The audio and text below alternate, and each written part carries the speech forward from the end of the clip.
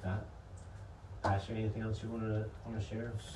So are you able to accept my apology for my not communicating clearly? Or do you still feel that I lied to you? See, I think that's, again, part of the miscommunication. To me, there is no apology that's necessary here. I don't take anything personally. I see a continuous behavior that I think needs to get rectified instead of influencing other people. So I graciously accept that you're trying, but the apology, I think, is absolutely inappropriate. That's I think Pastor is different. See, anything that I say is immediately I'm trying to So explain here- it. in that way. No, Pastor, Whether in the email that I actually printed out as well Mhm. from the board meeting with the minutes was where I was trying to come up with a word and I said, I hear your frustration. Basically, I should have just said, I hear you, okay?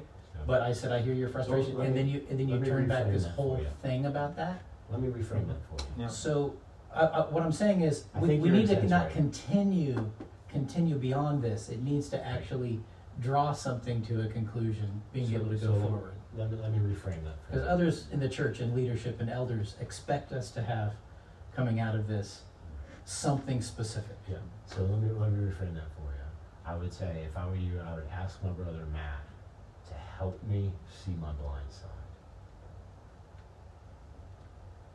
And if that question to Matt, if Matt says either I will help you see my blind side or I will not, that's what you're asking. That's what Matt's asking for.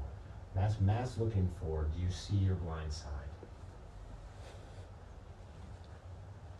And are you willing, Pastor, to accept that it's his responsibility, because he brought this up, to bring you the blind side?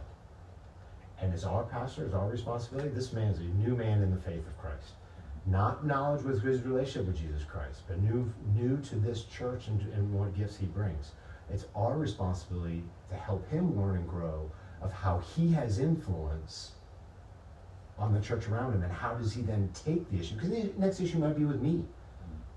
And brother, I expect you to come to me and lay me out hard and flat. But let's not take that to our church family. Let's not take it to our church. This one went to the church family. And that we need to not do again. This one, it doesn't matter. It's pastor's human, like Neil said. Whether it's my sister, come to me. If I don't do something that isn't right, lay me out hard. If I can't handle it, we'll talk about getting somebody else in there. But I need that. I want that. I need people like you who are grounded in the Word, who want to sharpen me and build my character for the kingdom. I believe the pastor wants to build his character for the kingdom. I believe, Matt, you have a capability to share a blind side to the pastor. I believe you have that. Are you willing to help the pastor do that? As the pastor and myself help you use your influence to build the church up, the entire family up.